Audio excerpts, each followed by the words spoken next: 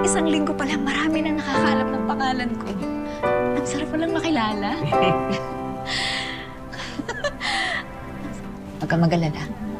Maibabalik ko rin ang lahat ng ipinuhunan mo, Daniel. May isa pa akong sorpresa sa'yo. Ano yun? Tungkol sa nanay mo. Tungkol kay nanay? Bakit? Ano nangyari? Nahanap ko na kung saan siya pinakulong ni Selma.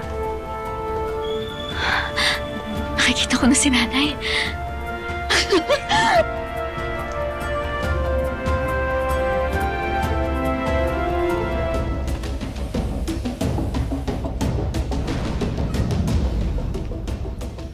Akala mo ba hahayaan kong maging masaya ka? Kahit saan ka magpunta, mahahanap pa rin kita. Ano ngayon? Ang init. Selma, ano ba talaga ang plano mo dyan sa Clara na yan? Eh ano pa? Nanakawin natin yung mga damit na ginawa niya. Talaga? Ako lang ang dapat na magbenta nun.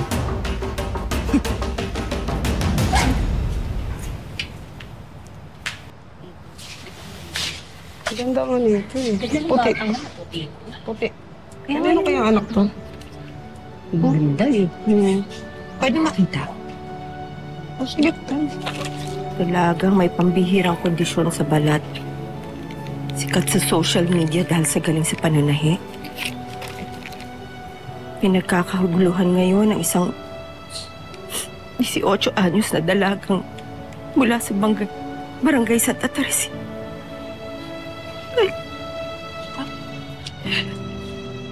Hindi ko kayong dyari yun eh. Yung mga pinigyan natin.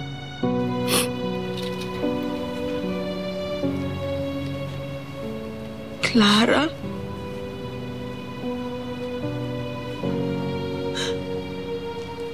Clara ang pangalan niya. Clara, ikaw nga. Ikaw yung nawawala kong anak. Yung anak kong ninakaw sa akin ni Selma. Ikaw nga.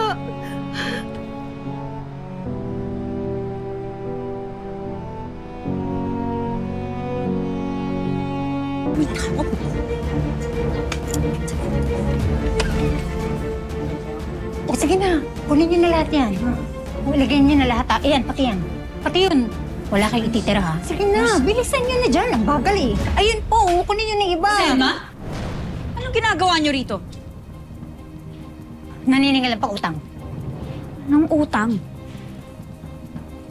6 na buwan ka nang wala sa akin, di ba? Isama mo na rin yung stress ko sa'yo. Ang kapal naman ng mukha mo. Hindi mo na ako alipin ngayon, Selma.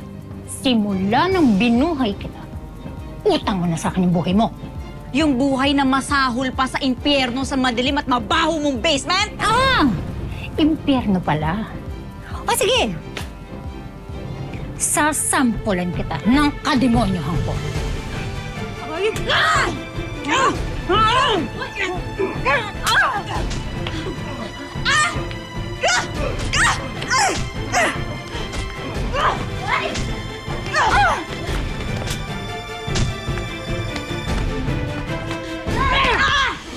Ito ang tandaan mo, Clara. Habang nabubuhay ako, gagawin kong miserabi ang buhay mo! Katulad lang din yan ng pagkamiserabi ginawa sa akin mga magulang mo! Naintindihan mo! Ha? Pulis! Halika na! Halika na, Selma! Halika na! Uy, halika na! Bilis!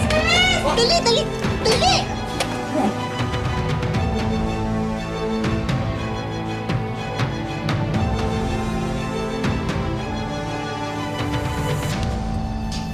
Ito.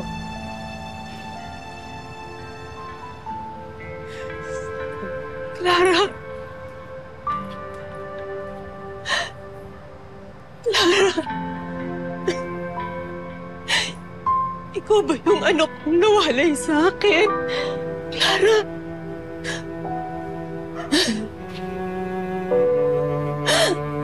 Ang tagal kong hiling sa Panginoon na makita ka muli. Ngayon, nandito ka na. Clara. Ako nga, Nay. Ako ang sanggol na inagaw sa inyo ni Selma. Salamat. Balikan mo ako. Salamat. Sana.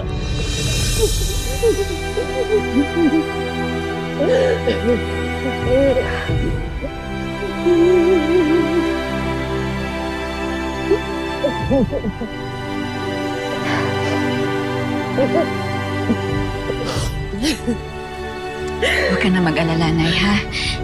Kahit pa paano may kinita na ako, gagawa ako ng paraan para makalabas ka dito. Kukuha tayo ng abogado. Salamat. Salamat.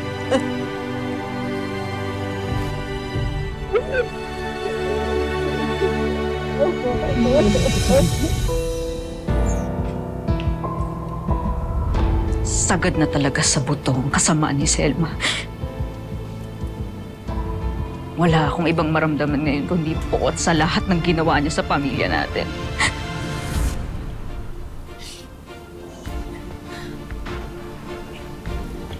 Anak, kilala ko si Selma. Hindi niya tayo tatantanan. Hindi tayo titigilan noon.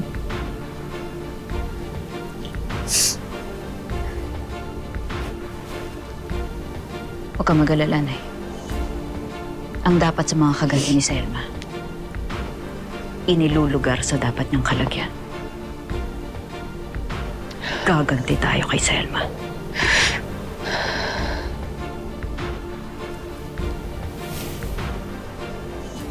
Hindi mo naman ako binigyan ng konting palugit, Mr. Santos.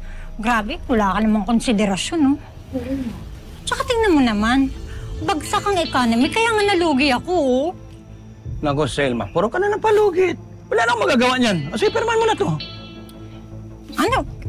Sige Sir, na. Ay, masishare pa tayo niyan eh.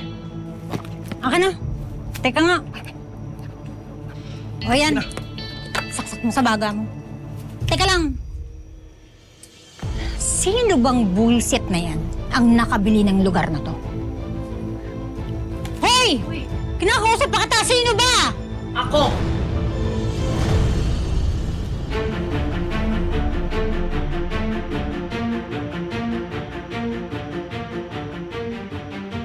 Huwag mo nang isisi sa ekonomiya kung bakit ka nalugi, Selma.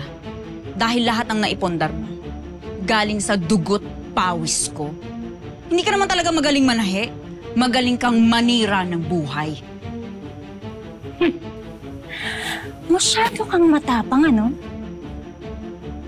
Porke ba nailabas mo na ang nanay mo kriminal? Alam ng Diyos na wala akong kasalanan kahit nakulong ako. At yun ay dahil sa kagagawan mo. At kahit asawa ko, hindi ko napagluksa dahil sa kawalang hiyaan mo! O edi, sasabay ko na kayo sa ilalim ng lupa. Para naman makasama niyo na si Raymond. Ha? Ha? Ano? Ligaw mo! Nangya ka! Ha? Ano? Ha? Ay, bitawan mo ako! Ha? Bitawan mo ako, Aray! Bitawan mo! Bitiwan mo ako! Papakulo ko kayo ng nanay mo! Hindi na ako papayag na ikaw ang maging dahilan para magkahiwalay ulit kami ng nanay ko! Kung may dapat nakulong dito, ikaw yon dahil napakasama mo! Anak, tama na! Halika na! Yan ang bagay sa inyo! Hindi pa tayo matatapos, Clara! Habang hindi nasisira ang buhay niyo! Kasi siya may train. Kailan? Kaya medyo mabigat lang nga yan. Ha, bukas na agad. O sige, walang Kaya na. Kahils ka. Etong kulay na ba ang gusto mo?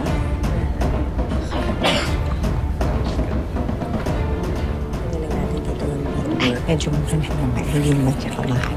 Bibigyan namin kayo naman. Siyempre naman, may discount. Suki na kayo eh. Pang ilang beses niyo na. Kayo na po muna dito. Punta na ako sa stock room. Sige. Anak ko. Ang galing na.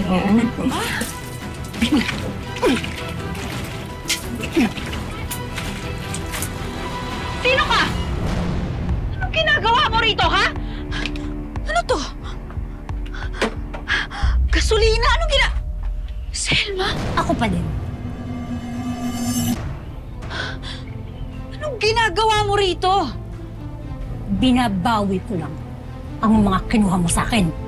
Lahat ng meron ka, galing sa akin yon. Kailan mo ba ako titigilan?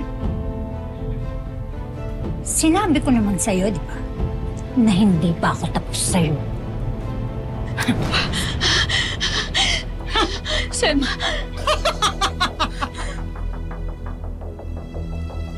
Di ba anak Arpa? Tingnan nga natin kung hindi ka nasusunog.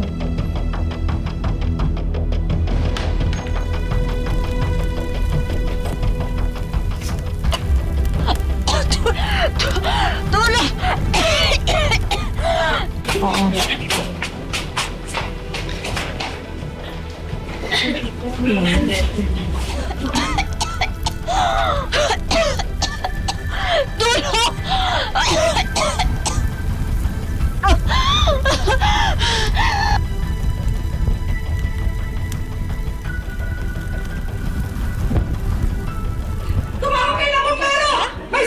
May sunog! Parang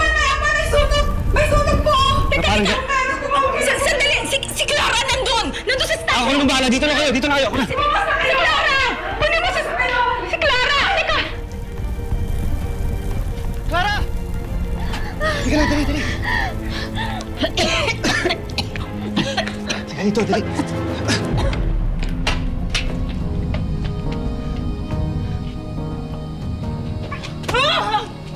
Yan ang nararapat sa'yo! Napakasama mo!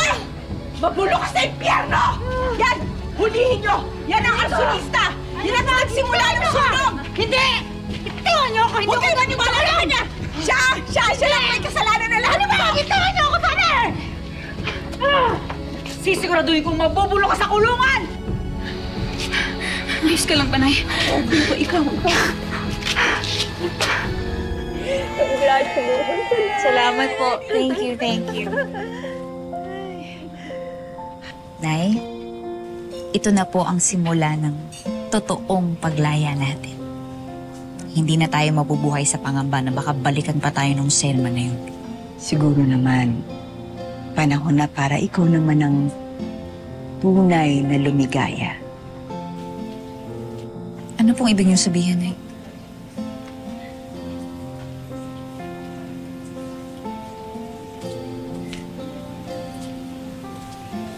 Clara,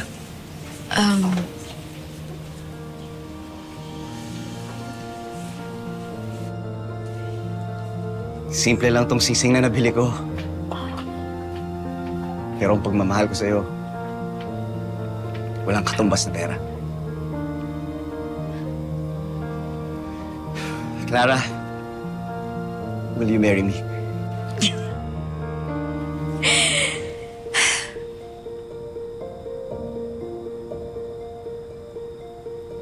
Pero ikaw, Daniel, ikaw ang bukod tanging nagpakita sa akin ng halaga ko.